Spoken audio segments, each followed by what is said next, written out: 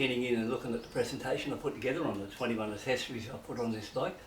Now just take into account that I actually bought these accessories myself, paid full price, so I'm under no obligation to say anything bad or good about these items, you know, like whatever way you look at that side of it. So if by chance that you want to know anything about them, feel free to drop a comment in the comment section and I'll give you an answer, good honest opinion on any of the accessories I've got on this particular bike.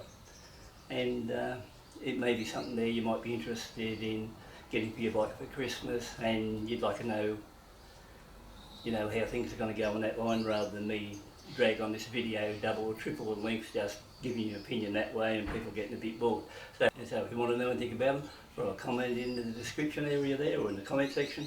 I'll answer for you, tell you what I think of that product, and whether or not you want to go ahead. So once again, thanks very much for tuning in. Have an enjoyable Christmas, and I'll look forward to seeing you in 2021.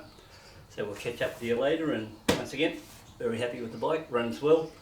Pretty happy with all the accessories I've put on the bike, some more than others. So if you're interested in buying one of these sort of accessories for Christmas, or hoping to get one for Christmas, feel free to throw something in the comment and I'll answer it for you. So catch you later.